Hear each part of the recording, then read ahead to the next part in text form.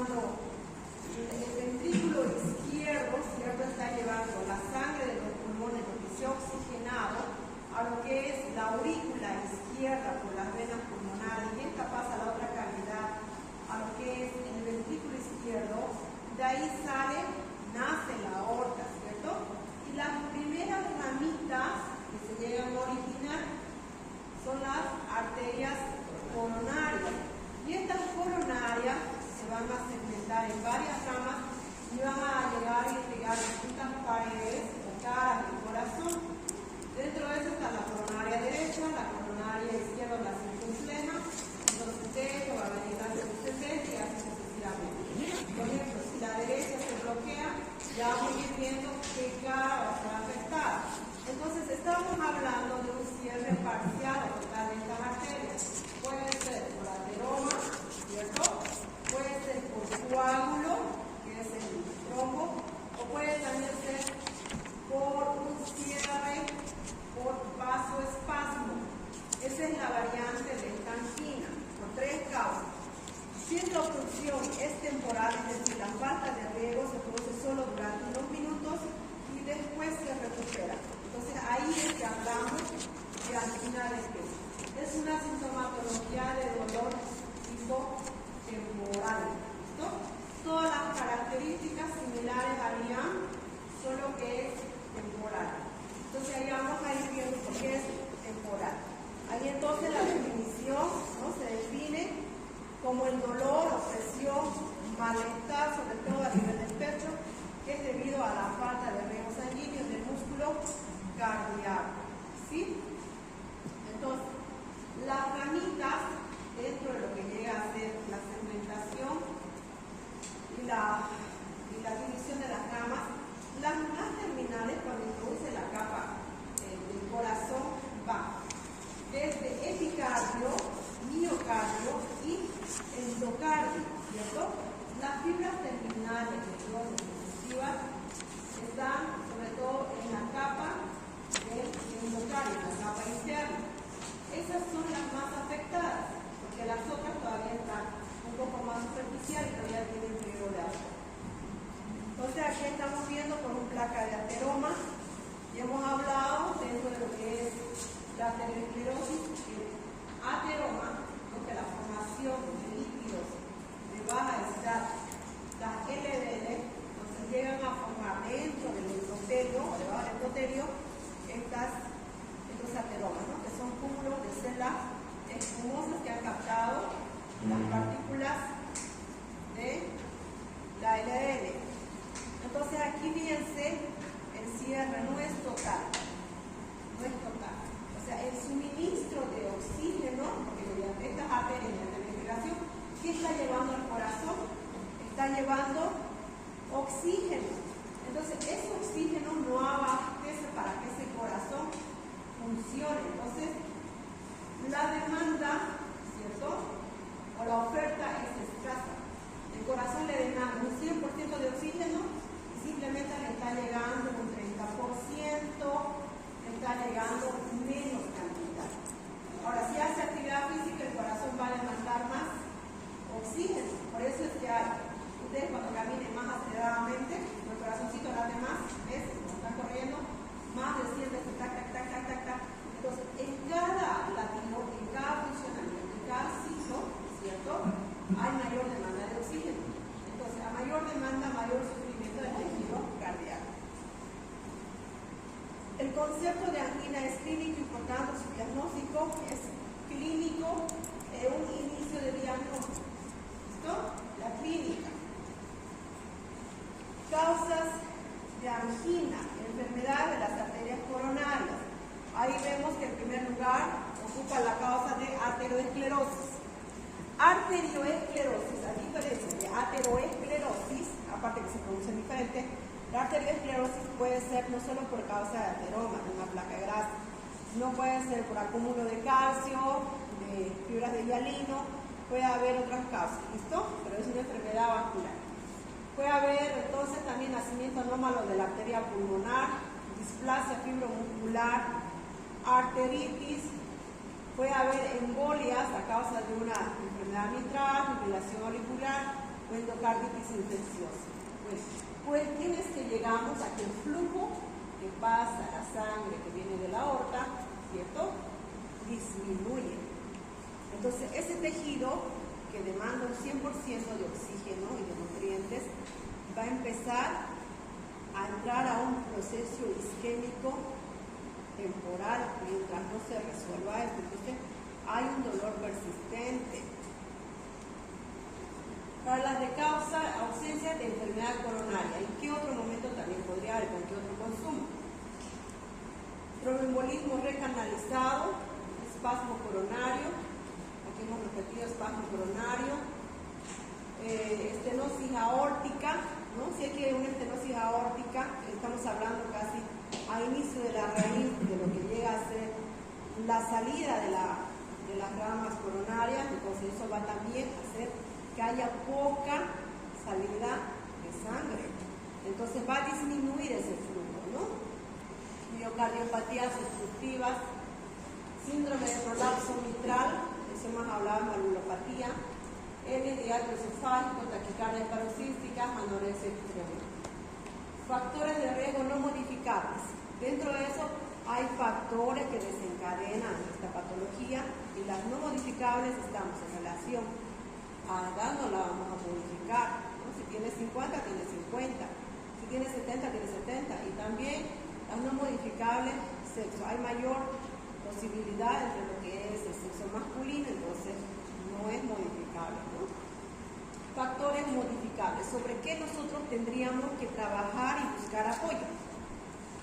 Tabaquismo, ¿no? Es un factor modificable, es un factor que llega a inducir a la enfermedad. Hipertensión arterial, puede tener hipertensión arterial, pero puede estar controlada, entonces dar la medicación adecuada, estimular y orientar en lo que son los tiempos adecuados de toma, que es donde más se falla para tener una hipertensión arterial no controlada. El paciente desconoce su medicación, solo le dice la tabletita celeste, rosada, la cuadradita, no conoce el nombre, ¿no? Hiperlipidemia, o sea, a la orientación, probablemente con el nutricionista, orientarle a qué tipo de alimentación debe comer. Diabetes no le vamos a curar, o sea, a retirar el de la diabetes, pero sí la podemos ayudar a que se controle, ¿no? Obesidad, hipotiroidismo, llegar a diagnósticos precoces y la medicación, vida sedentaria, ¿no? Cambios de vida a vida saludable, uso de anticonceptivos orales, depresión y consumo de drogas. La cocaína, ¿qué le induce? A un estrés cardíaco por la taquicardia, por el esfuerzo excesivo. Una persona que está con intoxicación por drogas, entonces va a entrar a euforia, sobre todo por cocaína, ¿no? El corazoncito entra ya casi a fibrilar y si hay una fibrilación, está latiendo a más de 150, 200, 250 ese corazoncito, como cualquier otro órgano. Si trabaja en exceso, como nosotros trabajamos en exceso, llega un momento que se cansa y para, ¿no? Es lo mismo. Fisiopatología. Entonces, es una consecuencia de un desequilibrio entre lo que llega a ser la demanda miocárdica de oxígeno y el aporte coronario de este, ¿no? Hay mayor demanda, entonces, ¿en qué razones? Por el esfuerzo físico, por el estrés químico, o disminución del aporte. Bien, está queriendo más oxígeno y hay poca llegada, ¿cierto? O simplemente el corazón está funcionando bien, pero hay poco suministro. Entonces, hay un desequilibrio en estas dos cosas, ¿listo? Entre lo que es la demanda y la oferta. El corazón pueda que le demande más, mucho más, en una persona que está haciendo mayor esfuerzo físico. Por eso, una de las indicaciones que se hacen en esta patología es haga reposo. A mayor actividad, mayor demanda, ¿sí? Mayor demanda. El corazón necesita entonces más flujo de sangre, ¿cierto? En la oferta es el que está dando, es como si fuera el vendedor, la oferta, está ofertando su producto, ¿no? Esto sería en relación a las coronarias. Permeabilidad y dilatación de la coronaria, que esté permeable. Pero si no está permeable, ¿no? ¿no? De forma de un 70%, 30%, la oferta va a ser escasa, ¿sí? En la demanda, entonces, contracción frecuente, presión arterial, llenado ventricular, está aumentado. ¿Cuál es la cardiopatía isquémica? ¿Listo? Esta es la clasificación actual. Antes se hacía como IAM por separado y luego como la angina de pecho por separado. Dentro de lo que llega a ser la cardiopatía se conoce como síndrome coronario. El síndrome coronario está considerado la angina estable, ¿listo? Como síndrome coronario crónico. Y el síndrome coronario agudo, ¿en qué cosas entra? Entra la angina inestable, el infarto subendocárdico y entra también lo que llega a ser el IAM. Dentro de estas dos ya hemos llevado lo que son síndrome, está conocido como síndrome coronario agudo, sin elevación del segmento TS. Síndrome coronario con, fíjense, la C con la S está cambiando, con elevación del segmento ST. Entonces, esto mayormente es un infarto agudo transmural, que es toda la pared. En cambio, no, es subendocárdico, sobre todo. Dentro de esta clasificación, entonces, la angina de pecho como tal se clasifica, había dicho, en tres, que es la angina estable, ¿listo?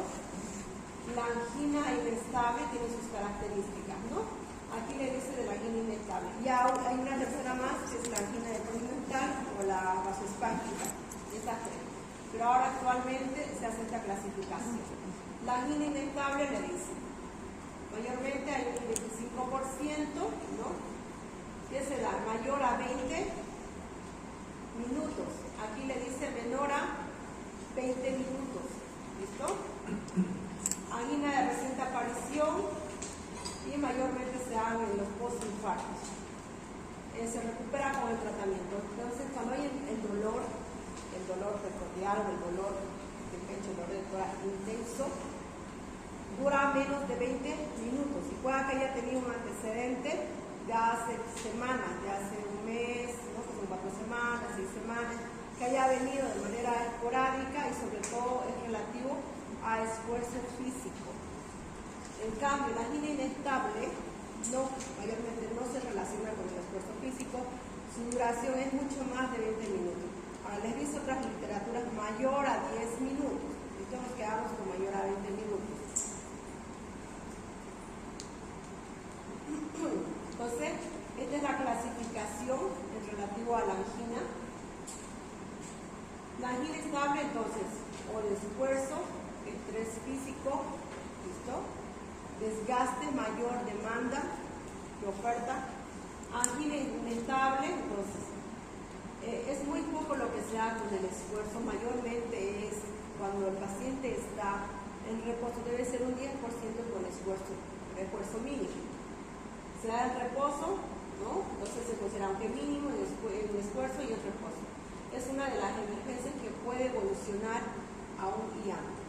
Pese a que la angina estable se considera como un síndrome coronario crónico, puede evolucionar la angina inestable a un síndrome coronario agudo que llegaría a ser de tipo IAM, ¿no? De infarto, porque se puede cerrar en su totalidad, ¿no? Y de manera persistente lo que es la arteria coronaria. Entonces, la angina variante mental o la vasoespástica. Esa es la otra característica. La angina inestable. Entonces, el dolor es tipo común. Para esto es importante recordar, para manejo del dolor nosotros tenemos el mnemotécnico de Alicia, ¿no? Que es aparición local, dónde llegó a aparecer, dónde se localiza, la intensidad, ¿qué más? La característica, la irradiación y el atenuante, la última, o sea, qué es lo que le ha llegado a originar. Entonces es importante considerar la característica de dolor torácico. En este caso es de tipo común, ocurre cuando el corazón está esforzándose más de lo acostumbrado. ¿Qué es lo no acostumbrado o no lo acostumbrado? Por ejemplo, si hoy vengo a la universidad, a la casa y se me ocurre ir a correr al parque urbano, eso no está dentro de mi actividad habitual, ¿cierto? Entonces mi corazón va a empezar a demandar más oxígeno del cual no está acostumbrado. Entonces pueda que yo tenga un dolor precordial, una angina de esfuerzo, ¿cierto? Estoy entrando a mayor actividad, está demandando mayor cantidad de oxígeno, está consumiendo más oxígeno mi corazón. Entonces ahí puede haber una angina estable, dependiendo del tiempo de duración. El dolor desaparece en pocos minutos después de descansar o tomar, les dice, una medicación para la angina. Puede tomar una nitroglicerina, que es un vasodilatador, o puede tomar cualquier otro medicamento de tipo vasodilatador. ¿Listo? Dentro de esa la primera, la nitroglicerina. No es un ataque cardíaco, pero indica que hay probabilidades de que ocurra un ataque más adelante. Entonces siempre es importante la clínica, el antecedente, qué característica de dolor, cuánto duró el dolor, ¿no? ¿Dónde llegó a aparecer, después de qué actividad llegó a aparecer. El dolor, fíjense, por la expresión es bastante intenso, ¿cierto? Bastante intenso. La angina inestable. La angina inestable, tal cual dice su nombre, esta puede evolucionar a un infarto. Puede haber un cierre total de lo que es la arteria coronaria. Se denomina produciendo por insuficiencia coronaria muy grave, no llega a producir infarto del miocardio que aparece en forma imperceptible durante el reposo. Angina variante del ritmo mental. Entonces, caracterizado por signos de dolor causados por vasoespasmos, no estrechamiento de las arterias coronarias, causada por contracción del músculo liso de la pared del vaso más que por la arteriosclerosis. O sea, no hay un trombo, ¿listo? No hay un trombo, no hay un ateroma, ¿no? Que estoy obstruyendo, no es algo mecánico, sino que puede ser una vasculitis, ¿no? Como por ejemplo en los casos de las enfermedades de colagenopatía. Hay una inflamación de los vasos y el espacio del diámetro coronario empieza a cerrarse. Eso, dándole la medicación que corresponde, como la glucoterapia o cualquier otro medicamento, dependiendo cuál es la causa, otra vez empieza a dilatarse y hay la permeabilidad, ¿no? Es por vasoespasmo o un estrés psíquico severo, ¿cierto? Cuando una persona, por ejemplo, se enoja, a veces hay esa característica de que empieza a tener epistaxia, la cara roja, sí hay un efecto de vasodilatación o vasoconstricción dependiendo del área. Entonces, en este caso hay una vasoconstricción, disminuyendo el flujo de lo que es la irrigación coronaria. ¿Cuáles son las manifestaciones clínicas? Dolor paroxístico, dolor torácico como opresión, pesadez, hay una irradiación, fíjense, brazo, cuello, mandíbula, hombro y espalda. Dentro de lo que llega a ser los brazos, el lado izquierdo es el afectado, la área cubital, ¿listo? Sobre todo hay una irradiación casi hasta la punta de los dedos, es bastante severo, la mandíbula, todo el área casi del lado izquierdo. Irradiación a brazos, les dice, pero en realidad es más que todo el lado izquierdo, cuello, mandíbula, hombros, espalda. Puede haber ciertos efectos variales, náuseas, fatiga, respiración entrecortada, ansiedad, diaforesis y mareo. El dolor torácico, cuando es de causa coronaria, entonces sobre todo se da lo que estamos hablando, la angina de esfuerzo, la angina de reposo o la angina inestable, ¿no? Las no coronarias, como diagnóstico diferencial, también entra la pericarditis, miocarditis, valvulopatía. O sea, no solo hay una causa que llegaría a ser la angina de pecho para dolor precordial. También hay otras patologías que le pueden dar similar característica. Y lo que nos toca a nosotros es hacer la diferenciación y la sumatoria de datos clínicos para determinar si es una pericarditis, una valvulopatía, ¿cierto? Para diferenciar una angina de pecho. Las no cardíacas, por ejemplo, las esofágicas, espasmos, reflujo, gastroduodenales, las gastritis o las dispepsias. Hay muchas personas consumidoras de aire, paracetamol, o después de los casos de dengue, por ejemplo, el paracetamol, que es el aire que más se consume, ¿cierto? Para controlar la fiebre, dolor de cabeza, dolor articular. Puede inducir a la famosa gastritis, que clínicamente se llama dispepsia. Y el dolor viene en el epigastrio, ¿no? Es un dolor intenso, tipo opresivo. Entonces, de ahí viene que el dolor, ¿no? Es precordial o dolor torácico. No siempre es el tratamiento con una analgesia, con un calmante, ketorolaco, no. Hay que buscar cuál es la causa. Por ejemplo, en una gastritis vamos a utilizar, ¿cierto?, protectores gástricos, la bomba de protones, los antihistamínicos. Ahí vamos a entrar a utilizar omeprazol, sucralfatos y vamos a calmar el dolor. Porque la causa de dolor, ¿cierto?, hasta ahí no es un proceso inflamatorio. Pulmones, tromboembolismo pulmonar, neumotórax, pleural. En estas, por ejemplo, de tipo pulmonar, va a haber disnea severa, la que no haya un dolor anginoso. Valvulopatías, paratoraxia con núcleos pectorales, condritis. Condritis, ¿no?, mayormente cursa con las personas que están en una crisis de ansiedad. Las respiraciones son muy profundas, muy amplias, que llega a irritar las paredes de la caja torácica. Entonces, al irritar hay un dolor bastante intenso, sensible, que al tocarse el paciente, a lo que usted le evalúa, entonces hay mucho dolor. Pero eso no da para hacer a modo tal vez de descarte, es muy severo en el electrocardiograma, ¿no? Pero fíjense que el tratamiento ahí no llega a ser un vasodilatador, ya le cambia. Por eso es importante desde cuándo tiene, ver las características del paciente, si está en un proceso de depresión, qué situaciones ha cursado. Parte de la patología de las glándulas mamarias, psicógeno, hiperventilación, ¿no? El psicógeno sería relativo a las condritis como somático, como evolución somática. ¿Las crisis de ansiedad pueden evolucionar a somático? Sí. Entonces es importante determinar las diferencias. Criterios de diagnóstico en lo que es angina estable, conocido también como síndrome coronario crónico. Aparición en el ejercicio, duración breve de 2 a 15 minutos, ¿listo?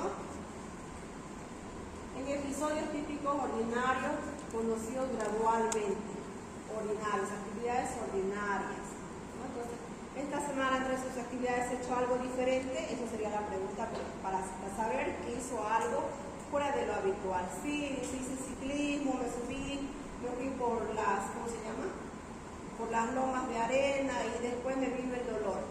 Fue algo muy diferente, ¿cierto?, a lo habitual. Probablemente no es su habitual de actividad. Cede con reposo y la ingestión de nitritos. Cede con el reposo. Descanso y para, ¿no? O si no, antes subía las gradas, ya no puedo desde hace tal tiempo porque me viene un dolor, una presión, siento que me voy a ahogar, necesito que me apriete el pecho, ¿no? Ausencia, se propaga, dice, de la mandíbula, cuello, miembro superior izquierdo. Ausencia de otras causas de dolor, hay que buscar otras causas. Los dolores se pueden clasificar de la siguiente manera. De tipo 1, angina típica, criterio 1 a 3 positivos. Entonces, aparición con el ejercicio, una duración corta de tiempo y cede con el reposo o con un nitrito. Mononitrito, nitroglicerina. El tipo 2, atípico, 2 criterios positivos o solo del 4 al 6. Del 4 al 6 se localiza subterralmente, se propaga la mandíbula, miembro superior izquierdo y ausencia de otra causa de dolor. Y el de tipo 3, dolores no anginosos solo con un criterio positivo, cuando no es de causa anginosa. Clasificación. Entonces, la asociación que dice de Canadá, la Sociedad de Canadá Cardiovascular, le clasifica entonces como la Sociedad de Cardiología de Nueva York para lo que es las insuficiencias cardíacas. Nosotros nos basamos en criterios de clasificación internacionales cuando lo tenemos local. Por ahora no tenemos, si alguien quiere hacer un libro, quiere escribir, puede ser el autor, porque no tenemos. Entonces hay una clasificación según las actividades, ¿no? La C1 a la cuarta clasificación según la actividad que se llega a desarrollar y según la clínica que se llega a presentar. La clase 1, actividad normal, no causa angina. Angina secundaria, ejercicio físico extenuante, ¿no? Cambio prolongado. En la clase 3, dentro de la clasificación de la angina, entonces, es ligera, una limitación ligera a las actividades normales. Lo normal es que vaya a la universidad, vaya al trabajo, ¿cierto? Entonces, a ese habitual ya hay un poco más de cansancio, hay opresión torácica, hay un poco de dolor. La clase 3, marcada limitación, ya no puede hacer esas actividades, ya se cansa mucho, vienen más dolores. Si es una angina estable, probablemente menos de 20 minutos, menos de 10 minutos, ya si es inestable, mucho más, que no se con el reposo. La clase 4, hace alguna actividad y le duele. Incapacidad para realizar cualquier actividad física sin malestar o la angina en reposo. ¿Sí? La angina inestable posee por lo menos una de las siguientes características. Surge durante el reposo o con ejercicio mínimo más de 10 minutos. Es intensa y su comienzo es reciente a la cuarta o sexta semana anterior. Su perfil se intensifica constantemente, más intensa durante frecuente y antes. Sería una capa normal, ¿cierto? Una pared de un vasito coronario y el lumen. Este lumen es lo que llega a cerrarse. Aquí estamos viendo la formación de la placa. Les dice que hay clínicas desde cuando se cierra un 70% empieza a haber la angina del dolor. Puede que el antecedente ya haya venido desde hace mucho tiempo, la formación de esos ateromas, y en la ruptura empieza a haber la formación de coágulos y esto llega a cerrarse. O bien, de manera espontánea, ¿no? Ese coágulo probablemente se desintegró, por eso es que el dolor desaparece. Es temporal, pero en caso de que no desapareciera, la angina inestable es la que evoluciona a un infarto de miocardio, un cierre total. ¿Cómo se va a diagnosticar? Entonces, el diagnóstico dentro de eso, la primera es clínica, netamente clínica, ¿no? Las características del dolor, la localización, la duración y los diagnósticos diferenciales. ¿Sí? Claro, el antecedente, si hay antecedentes previos ya de infarto, de cateterismo, de bypass, y si tiene factores desencadenantes, si el paciente tiene obesidad, es sedentario, fuma, ¿no? Nos permite entonces en primer lugar hacer diagnóstico diferencial con otras causas. Bien, dentro del diagnóstico entonces la primera medida que vamos a tener es un electrocardiograma, donde vamos a poder ver en su primera instancia si hay una afectación de una de las paredes o de las caras cardíacas, ¿no? También está para apoyo una radiografía de tórax para poder hacer como apoyo de descarte de otras patologías, si es que no hay un derrame pleural, si es que no hay una pericarditis, una cardiomiopatía, un corazón bastante grande, dilatado, si es que no hay otra patología que se esté sumando. De igual forma, la tomografía de tórax, una angiografía coronaria por TAC, resonancia, angiografía coronaria, ecocardiograma, la prueba de esfuerzo, ya que no podemos determinar si realmente la clínica a la que nos está llegando a referir es correcta relativo a un esfuerzo físico, ¿no? Les ponen en primer lugar entonces al electrocardiograma con las 12 derivaciones. Fíjense, dentro del electrocardiograma, para ver qué segmento se ha afectado, es como si fuera la fotografía desde distintos ángulos, ¿no? Si ustedes ven, sacan una fotografía, fíjense, desde la cabeza, desde el ángulo de arriba, simplemente les va a salir la parte de la cabeza, ciertos segmentos del mono. Si es que ustedes fotografían de la parte lateral, probablemente les llegue a salir medio mono, pero solo su perfil, ¿cierto?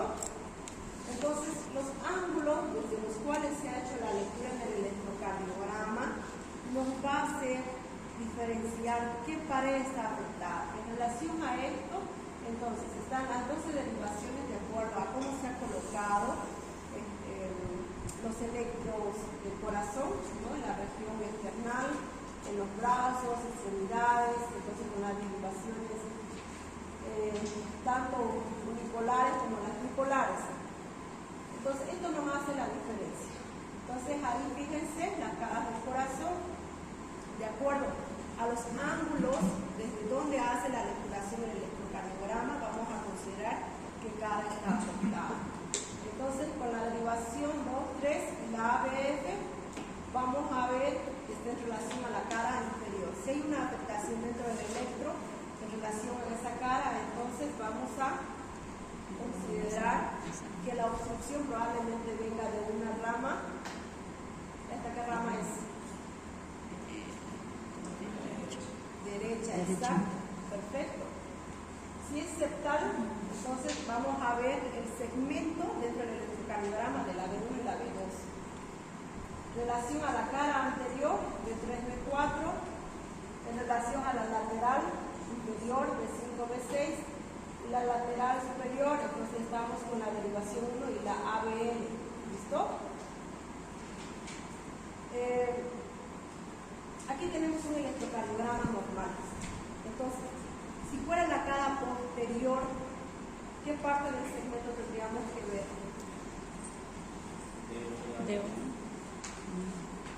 Tendríamos que ver la derivación 2, la derivación 3 y la AB, pero la ABF, ¿no?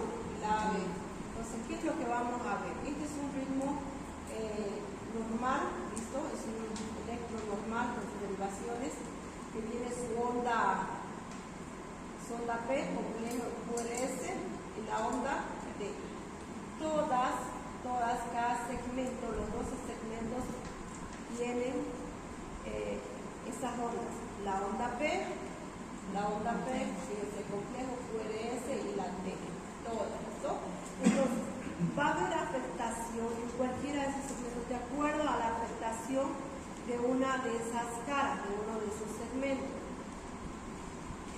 Dentro del electro normal estamos hablando de la onda P, el complejo QRS, el segmento ST, este pedacito de la ISO, fíjense, de la isoeléctrica, y de ahí viene la onda P. Bien, aquí hay entonces una angina de pecho, donde puede ser, hemos hablado igualito como el IAM, que puede ser un descenso del segmento ST o una elevación, ¿cierto? Aquí fíjense, está descendido ese segmento y aquí está, el segmento está ¿qué? Elevado, ¿no? Bien, le dice la angina estable, a diferencia también de la inestable, ya, que no puede haber o que no hay a veces variación en el electrocardiograma, no hay variaciones, no ha habido daño, ¿no? Porque fue muy transitorio. En cambio, en la inestable hay cambios, pero son temporales. Y en la angina estable, las enzimas cardíacas llegan a ser negativas. En cambio, en la angina inestable, tanto como en el IAN, las enzimas cardíacas llegan a ser positivas. ¿Listo? La angina inestable va a evolucionar en caso de que no se obstruya a un infarto agudo de miocardio.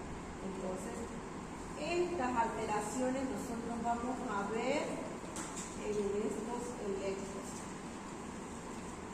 Para considerar que es un infarto, en la cara anterior, entonces vamos a ver la B3 y la B4.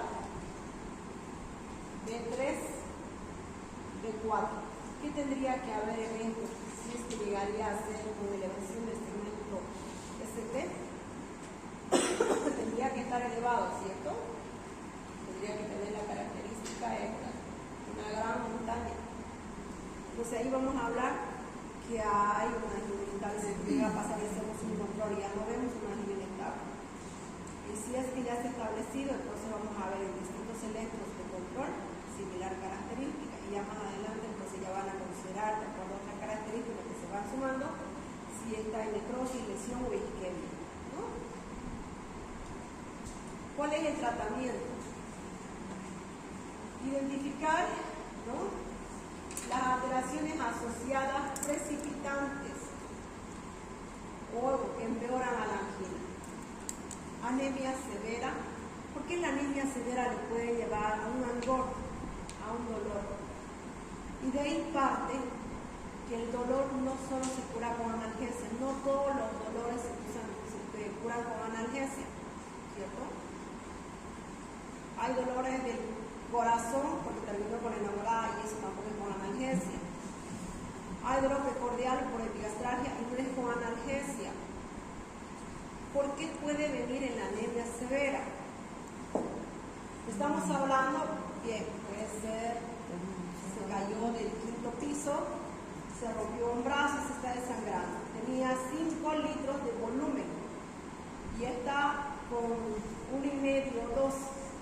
Debe estar de los 11 a 13 gramos de hemoglobina, debe estar con 2 o 3. Y para poder compensar, ¿qué hace el corazón con ese volumen? Hace que circule, porque en su cuerpo debe ganar 2 litros de sangre, y está todo pálido, todo choqueado, hace que circule esa cantidad, porque el cuerpo necesita oxigenarse. Entonces el corazoncito, a manera de una compensación cardíaca, va a latir mucho más veces. En vez de latir 60, 70 veces por minuto, va a llegar a latir 150, 200, a más, va a entrar a un ritmo sinusal tipo taquicárdico, va a ser una arritmia. Entonces está demandando mayor cantidad de oxígeno que ya no tiene la sangre por falta de volumen. Entonces va a empezar a sentir de tanto latido, ¿no?, dolor. Entonces hay que identificar cuál es la causa. Hipotiroidismo subclínico, aumento de peso, fiebre, infecciones, fármacos, cocaínas. Control de los factores de riesgo cardiovascular es importante, ¿no? Abandono del hábito de tabaco. Control de dislipidemia, considerando los valores normales. Control estricto de la hipertensión arterial. Somos, creo que en todo le llevamos al primer lugar Santa Cruz, ¿no? En diabetes, hipertensión, obesidad, llevamos el primer lugar. Tenemos una tasa alta de hipertensos, entonces, ¿quién de acá se ha controlado de manera habitual cada 2 meses, 3 meses la presión arterial? Uno, ya, puede ser, pero fíjense que la presión arterial puede desarrollarse bien desde la edad escolar o desde más antes, no lo estamos llegando a percibir en tiempos, ¿no?, precoces. Entonces ya llegamos a una complicación posterior. Dolor de cabeza, tratado como migraña, le dan migraña. Ese es mi caso. Yo desarrollé hipertensión arterial hace más, les contaré, casi 18 años. Me trataron durante 5 años para ser médico como migraña. Hemos escalado por todas las analgésicas, neurólogos, tomografías, como migraña. ¿Y qué era mi presión arterial? A nadie se le ocurrió tomarme ni a mí la presión arterial. Entonces, el control es importante, pues, ¿no? Puede romper placas de ateroma, puede llegar a formar trombos. Control de peso, también llevamos el primer lugar de obesidad. Cambios en el estilo de vida. Entonces, tendríamos que tener campañas gubernamentales, ¿no?, de tener áreas deportivas, mayores áreas deportivas, estímulos en el trabajo, modificaciones de la dieta. Relativo, ¿no?, a dietas, entonces, bajas en grasa, bajas en hidratos de carbono, bajas en sodio, exactamente, la sal. Evitar situaciones precipitantes. ¿Cuál es el tratamiento médico? Antiagregantes, antianginosos y otros que ya son a manera de colaboración para poder proteger las paredes vasculares. El AAS, ¿qué llega a ser? La pirineta. Bien. El ácido acetil salicílico hasta ahora, entonces, tiene un gran apoyo, es uno de los medicamentos que mayor efecto hace en lo que es el efecto antiplaquetario, hace que las plaquetitas no se adhieran. Las plaquetas están dentro de la cascada de la coagulación y los contenidos, la composición que tienen las plaquetas, ¿no? Las mínimas cuestiones, hace que se adhieran una con otra para poder participar dentro de la hemostasia. Dentro de la circulación, entonces, si es la característica, por ejemplo, de una lesión X, como la ruptura de la pared endotelial vascular para la salida del ateroma, entonces va a haber, para poder subsanar esa lesión, ¿no?, adherencia de plaquetas, ¿no? Todas las plaquetas se van a querer sellar esa pequeña lesión, y al querer sellar, se adhiere una plaqueta con otra, se juntan, ahí se hacen todas las manillas, se agarran tan firmes, que ahí vienen sus otras manillas, los hematíes, ¿no?, los glóbulos rojos, y hacen un trombo y obstruyen sin querer, yo creo que ya saben, obstruyen, ¿no?, ese vaso, y por ende entonces va a participar en lo que llega a ser la oclusión. Y este medicamento de la aspirina o la aspirineta en la dosis como la conocemos, es ese efecto contrario que llega a ser, hace que no se adhieran las plaquetas, entonces disminuye la formación de trombo. Bien, y se toma como profilaxis en pacientes que tienen factores de riesgo o que hayan tenido estos eventos anginosos o si no antecedentes de infartos agudos de miocardio, de forma diaria. En una dosis de 75, 325. Nosotros tenemos la presentación de 100 y de 550, ¿no? Pocas farmacias tienen la presentación de 150. Tenemos la presentación de 100 y 500. Alternativas. Si es que es alérgico a los AINES, clopidogrel en 75 miligramos también de forma diaria, ¿no? Otro ya sería la ticlopidina, pero no son habituales acá en nuestro medio. Tratamientos anginosos. Los nitratos, ¿listo?, tiene el efecto de vasodilatar, de hacer que las paredes, ¿no?, se dilaten. Betabloqueantes, como por ejemplo puede ser el amlodipino, el nifedipino, ¿no?, en las dosis habituales, el calcio antagonistas, la ranoplacina, que exclusivamente se usa en la angina del pecho, muy poco habitual acá. Otros, los AINES, ¿no?, como protectores de las paredes vasculares, y la estatina, atorvastatina, rosuvastatina. Cuando hay un evento reciente, entonces se usa a dosis altas, ¿no? La presentación es de 20, 40, 80 miligramos en relación a la atorvastatina, y a una dosis alta, 80 miligramos. Esto tiene la función de disminuir los LDL de la circulación. ¿Cuál es el tratamiento relativo a que ha habido una obstrucción ya casi total, o está con riesgo a obstrucción total y por ende muerte súbita? Pero dice acá, angioplastia transluminal coronaria percutánea. Pueden llegar a ingresar, ¿no?, por un vaso de extremidades inferiores, subir, entra por un vaso venoso, por la vena femoral, ingresan por las venas cavas, llegan al corazón y por ende llegan a salir a los vasos coronarios. Es un cateterismo que lo hacen ya de manera habitual en nuestro medio, dura una media hora, es bastante rápido, hay gente ya con bastante diestra, entonces nos ayuda de mucho. ¿Qué es lo que colocan? Colocan una manita con medicamentos, ¿no?, y dilatan lo que es el vaso y dejan la malla. Entonces, esto nos ayuda mucho para tratar el dolor. Entonces, de ahí que no todos los dolores se curan con analgesia, ¿sí? Pese que les dice a que debemos usar como Nelian, ¿no?, relativo a lo que es el mnemotécnico de Mona, que empieza con morfina para el dolor, ¿sí?, pero no en todos los pacientes. Ahora, si fuera un dolor demasiado súbito, sí pueden utilizar, pero no van a resolver. Nosotros necesitamos medidas que vayan a disminuir los eventos o que vayan a resolverse, ¿sí? Bien, jóvenes, aquí termina este tema. Para la práctica, esta semana hablemos de los pericarditis agudas con el infarto. En los trastornos esofágicos, por ejemplo, nosotros tenemos una organización dentro de lo que es el San Juan. Todo dolor abdominal, bien, debe ser revisado por cirugía y por cardiología. Entonces, para poder tratar justamente las urgencias de los síndromes coronarios agudos. El trastorno esofágico como diagnóstico diferencial. ¿Okay? Fíjense que, por ejemplo, en esta no van a usar vasodilatadores, no van a utilizar beta-bloqueantes, no van a llegar a utilizar aspirinas, por el hecho de que es el dolor por reflujo anormal, ¿no? Por el ácido que se produce en el estómago, causa una inflamación de la glucosa, por una pirosis, dolor intestinal o digestión. El ácido gástrico, independiente a que ustedes coman fuera de horario, ¿no? Se produce en horarios habituales, una buena cantidad, todos los días se produce el ácido gástrico.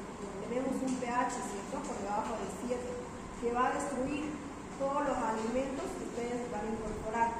Ese ácido puede producirse en casos de estrés, en casos de haber alterado su ritmo de alimentación, o también cuando ustedes tienen el Helicobacter pylori, ¿sí? Puede haber lesiones ulcerosas. Y el ácido va a empezar a producirles trastornos gastroesofágicos con bastante dolor, la dispepsia, van a entrar en endoscopia, pero el dolor, fíjense que la causa es distinta. Pericarditis. Es muy difícil de diferenciar, pero el dolor suele ser persistente, intenso, irradiado a trapecio y se intensifica por el decúbito a la dosis y movimientos respiratorios, ¿no? Esa es la diferencia. Ahora, embolia pulmonar es otro diagnóstico diferencial. Hipertensión pulmonar severa, infarto agudo del miocardio. Es con este, sobre todo, con el que nosotros necesitamos hacer la diferencia. En realidad con todo, no porque cada uno tiene diferente tratamiento, pero este puede llevar a la muerte. Suele presentarse como dolor similar a la angina, pero más intenso, prolongado, más de 30 minutos, acompañado además de ansiedad, sensación de muerte inminente, gran complejo vegetativo, o sea, quiere decir más vómitos, sudoración y aforesis. Dolor, entonces, de las anginas, fíjense que dentro de esta literatura que hemos revisado, porque es de Harrison y de Barreras, pero con diferentes diapositivas, les dice que el dolor de las anginas puede durar en el estable, la angina estable, menos de 20 minutos, ¿sí? Y otras le dicen de 10, pero menos, ¿listo? En cambio, en la angina inestable les dicen más de 10 minutos o más de 20 minutos, ¿listo? Cualquiera de las dos literaturas nos sirve. Pero en IAM es más de 30 minutos, más. El dolor es severo, no es un dolor, me duele acá, no, ya si me duele y está pálido, si no, es un dolor exacerbante, ¿ya? Ok, terminamos ahí, jóvenes.